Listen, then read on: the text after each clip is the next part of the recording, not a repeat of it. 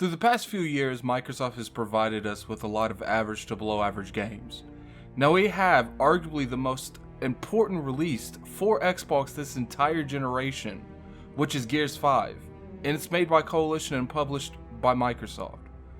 A lot of gamers feel like even the best studios that Microsoft owns are not even capable of making high-end quality games.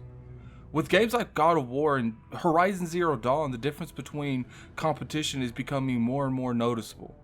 So with that being said, can Coalition show all gamers that Xbox is still in the business of making quality games? So today, I'm going to be reviewing Gears 5. I reviewed this game on the Xbox One S, and it took me about 28 hours to experience everything this game had to offer. But before we start the review, don't forget to like and share the video on your favorite social media. I like my content get to as many people as possible. Also, don't forget to follow me on Twitter, Lord Addict ILP. I do all types of nonsense over there, plenty of entertainment to go around. Also keep in mind, these are my opinions and my opinions only, and they should be taken as such. So without any further ado, here's my review on Gears of War 5. Gears 5 story is one of Xbox's masterpieces this gen in terms of the single player campaign. The story takes place after the events of Gears 4, playing back the few months to the events that led up to 2017 story trailer that they showed at E3. In this game, you play mainly as Kate and Dell in the story to find out what is happening to Kate and to find out her past. You can either play this by yourself or you can play it with up to two friends. One is Dell and the other is a robot named Dave, or whatever you want to call him. I can't spoil anything, we're gonna go with Dave. One of the biggest things I loved about this game is the pacing of the game. Was there slow parts? Of course. But I never stopped playing the game because the story was entertaining and it kept me hooked all the way up to the end. Sure, there's slow parts, but I feel like just because the game slows down at times does not mean it has bad pacing. Certain stories require that certain pacing to tell them correctly. The Coalition did a favor for all the friends that have to play with someone that's not as good at games, or someone that's better at games.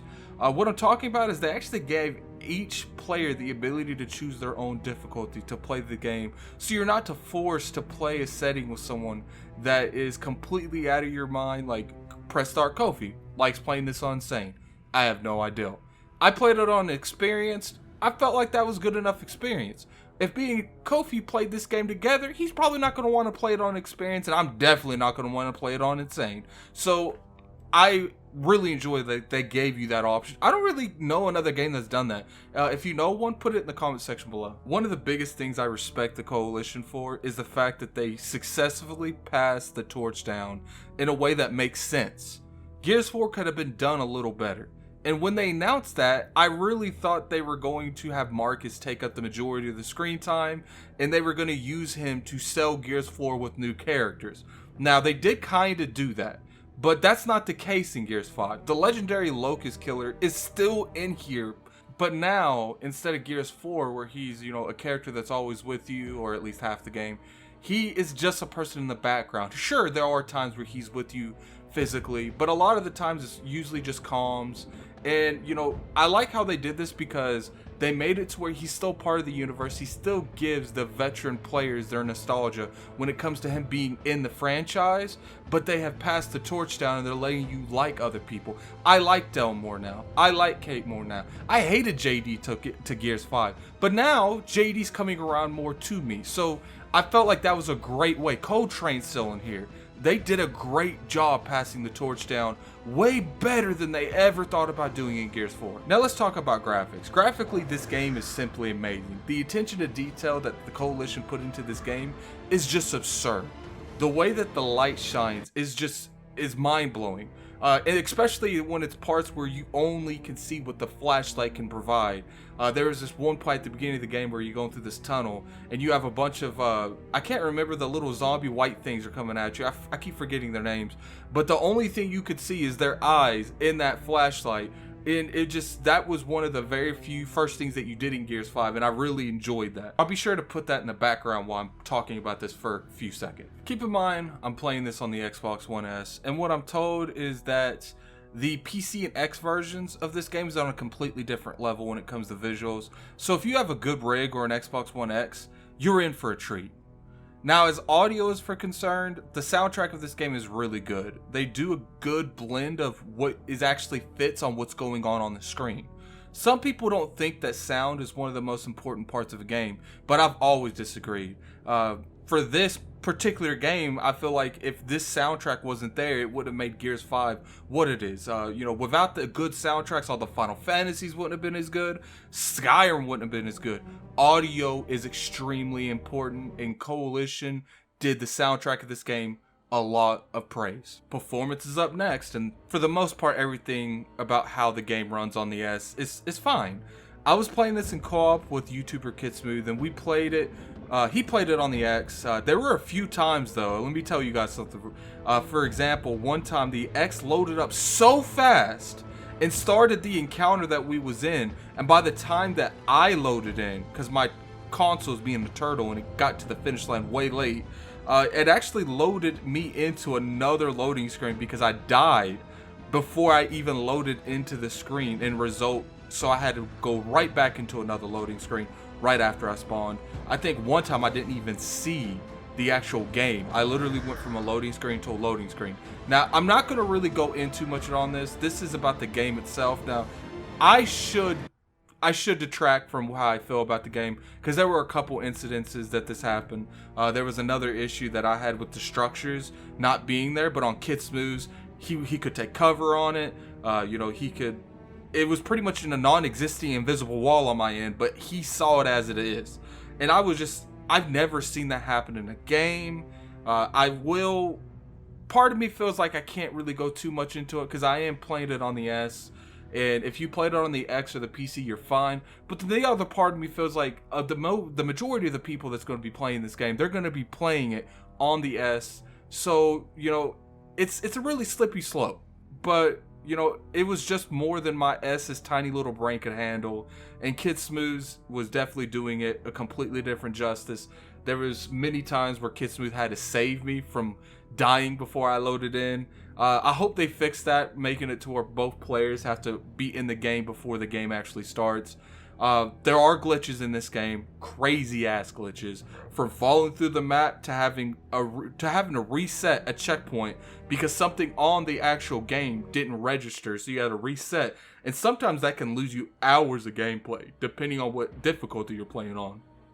So I hope these glitches are fixed. They're probably fixed by the time that you see this review. A lot of these games have day one patches that fix a lot of these issues, but in case you're still wondering if they have those issues, I'm sure you can go check forums on Reddit. I'm sure there's plenty of places that you could see what type of condition this game is in terms of bug. In terms of gameplay, this game will not let you down either. You have that classic campaign and multiplayer. Also, you have modes returning such as Horde, and you have a brand new mode called Escape. But, since I already went over the campaign, I'm going to go over a little bit on the multiplayer later in this review. We're going to talk about Horde and Escape. Horde has been in games as long as I can remember.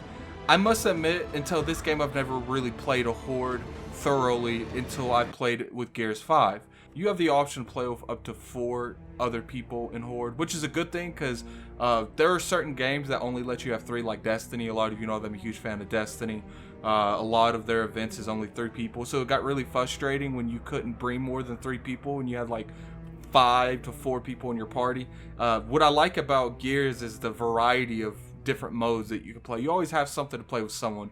Escape has 3, Horde has 5, I'm pretty sure the multiplayer has 5, and the campaign has 2 to 3, so they really gave you a variety of stuff that you can play with your friends. And when it comes to Escape, Escape is new to the Gears franchise. It's a mode where you and 2 other friends are captured by a snatcher and took back to the hive it belongs to. And the goal is you have to escape after putting a virus bomb that will kill everything in there. The fun thing about this mode is you start with nothing, and you have to fight your way through the swarm and take their weapons until you get to the part of the map where someone's able to evacuate you.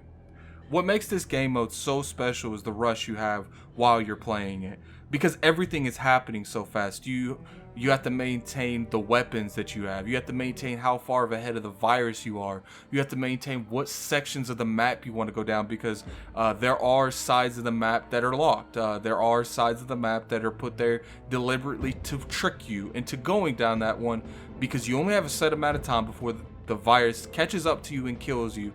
So everything is done fast. You know, like I said earlier, you start with nothing. The only weapons you have is the weapons you snatch off the people you kill and the weapons that are laying everywhere. Escape also has a map editor. Now I will admit it's not the greatest one that's ever been made, but it's still fun. It's really enjoying to make your own escape map and take on that challenge with your friends. And now keep in mind, after you beat it one time, you can actually publish it to their servers, so everyone in the community can enjoy your escape map. Now I do think that this is going to get just as big as Horde, because anything with a map editor gives more replayability, and especially anything you can get the community into. Look how look how Forge did in Halo.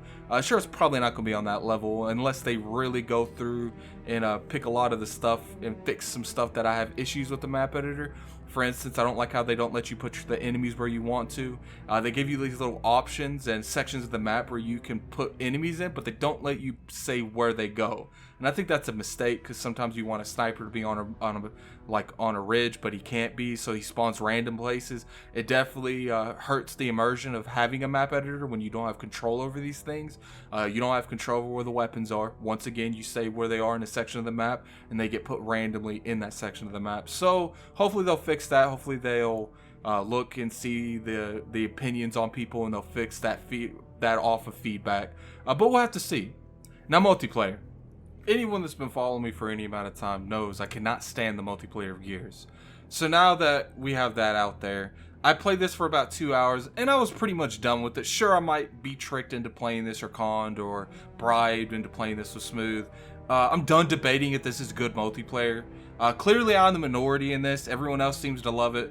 I'd rather eat soup made out of glue and gum before I play this shit, but that's just me. However, I can't tell you the demand that there is for this. Everyone loves this shit. I don't know why. I don't understand why people would rather use just the shotgun instead of playing something that has more variety in gun gameplay. Maybe it's that, that hardcore feeling that you got that shotgun, you can roll up to that dude, and it's going to be me or you. Who's the better shot, not someone at the background that's sniping you. Sure, there are snipers in Gears, but for the most part, everyone knows that the multiplayer of Gears is about that shotgun play. And to me, it seemed like they got that shotgun play right. They seemed like the shotguns were a lot more accurate than they were in Gears 4 when I played it. I didn't really play a whole lot of Gears 4. You guys pretty much saw the exact amount of time I put into Gears if you follow Kid Smooth at all. Usually when I played with Planet Xbox or played in their random custom matches, that was the variety of me playing it. So in conclusion, Gears 5 is probably one of the best games out in 2019. Gears 5 is also, in my opinion, the best Xbox game that they've made this entire generation. What they have done with Gears is show people that Xbox still wants to make quality games. If you have a product that you can play this on, go buy it. Or I'd recommend, just get it with Game Pass. I know Game Pass Ultimate came out early. I'm pretty sure here in the next day, maybe right now, Game Pass is coming out. You can get it with just average Game Pass. And that's my review on Gears 5. Sure, the bugs were horrible at launch, but pretty much every issue I had with the game's already been fixed. Is this game perfect, you guys? Absolutely not. But with the amount of content that's in this game, from the Horde to the campaign to the escape, even the multiplayer. I might not like the multiplayer, but everyone else seems to be like it. I feel like this game's worth your money just off that. But anyway, until next time, this is Addict. I'm out. Peace.